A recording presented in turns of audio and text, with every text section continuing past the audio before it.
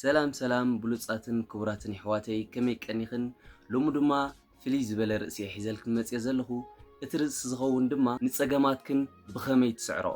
እቲ ቁልፊ ነገር ኣተሓሳስባኽን ምቕያርን ብቕኑዕ መንገዲ ስጉምቲ ምውሳድን እዩ ፀገማት ክመፁ ከለዉ ብኸመይ ክትስዕርኦ ከም እትኽእላ እውን ዝሕግዙኽን 6 ነጥብታት ሒዘልክን መፅየ ኣለኹ ብፍላይ እቲ ሻድሸይቲ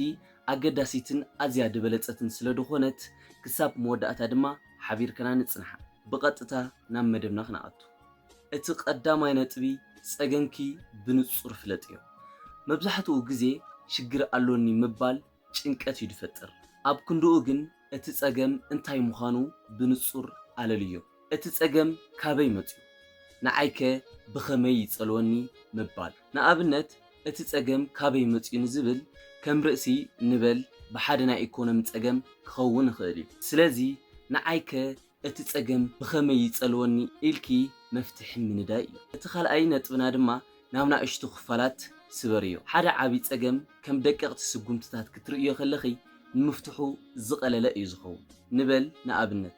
ሓደ ዓብይ እምኒ ካብቲ ዘለዎ ክትነቕልዮ እንተዘይክኢልኪ ቀዳማይ ዝመፀልካ ሓሳብ ንዕኡ ክሰብር ዝኽእል መሳርሒ ተጠቒምኪ ሰባቢርኪ ምንቃል እዩ ስለዚ ንፀገማትኩ እውን ብመንፅር እዚ ሰባቢርኪ ክትርኢ ክትክእል ኣለኪ ሳልሳይ ነጥብና ኣተሓሳስባኺ ኣስተኻኽል ፀገም ከም ትምህርቲ ረኣዮ ፀገማት ንዓኺ ንምጥፋእ ዘይኮነስ ንኽዕብየክን ንኽምህረክን ዝመፁ ምዃኖም እመኒ ንሰዓታት ብዛዕባ እቲ ፀገም ካብ ምሕሳብ 5 ደቂቕ ብዛዕባ እቲ ፀገም ሕሰቢ እቲ ዝተረፈ ግዜኺ ድማ መፍትሒ ኣብ ምንዳይ ኣሕልፍዮ ራብዓይ ነጥብና ድማ ደገፍ ሕተት እዩ በይንኺ ንኩሉ ክትስዕርዮ ኣይትፃዕሪ ንኣብነት ምስ እሙናት ይዕረኽትኺ ስድራ ቤትኪ ወይ መማኽርትኺ ብዛዕባ እቲ ፀገማትኪ ብምዝርራብ ሓድሽ ሓሳብ ክትረኽብ ትኽእል ኢኺ ክልተ ርእሲ ካብ ሓደ ርእሲ ይሓይሽ ዝበሃል ድማ ከምዚ እዩ ብንጹር ኣባህላ ካብ ምስ እቲ ቀረባ መማኽርትኺ ተማኺርኪ እተምፅዮ ሓሳብን ካብ ነፍስኺ ተማኺርኪ እተምፅዮ ሓሳብን ኣመዛዚንኪ ትድበለፀ ሓሳብ ወሲድኪ ፍታሕ ምንዳይ እዩ ሓምሻይ ነጥብና ድማ ትዕግስትን ተፀዋርነትን ይሃልኽ ምክንያቱ ገሊኡ ፀገማት ግዜ የድልዮ እዩ እቲ ፀገም ሎሚ ስለ ዘይተፈትሐ ተስፋ ይትቑረጽ ምፅዋር ማለት ድማ ኢድኪ መሃብ ማለት ዘይኮነስ እናተቓለስኪ ምፅባይ ማለት እዩ ሻድሻይን ናይ መወዳእታን ነጥብና ዝኸውን ድማ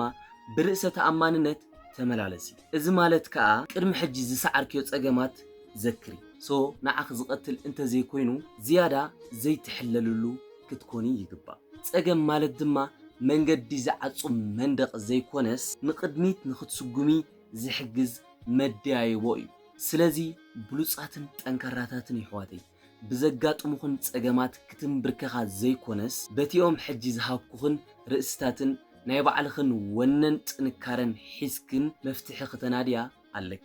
እምበኣርከስ ፍትዋትን ብሉጻትን ጠንካራታትን ኣሕዋተይ ናይ ሎሚ ዝነበረ መደብና ነዚ ይመስል ነይሩ ካብዚኦም ነጥብታት እዚኦም ድማ ዝያዳ ዝኸበደክን ወይ ድማ ዝያዳ ዝሓገዘክን ኣየና እዩ ኣብ ኮመንት ፀሓፋለይ ከምዚኦም መሃርቲ ዝኾኑ ትሕዝቶታትና ንኽበፅሓክን ድማ ነዚ ቻናልና ሓደሽቲ ዝኾንክን ሳብስክራይብ ብምባል ቤተሰብ ይኹና ኣብ ቀጻሊ ብኻልእ ቪድዮ ስካብ ንረኸብ ሰሰናዩ ጠጥዑ ሙናዓኽን ይቕነየለን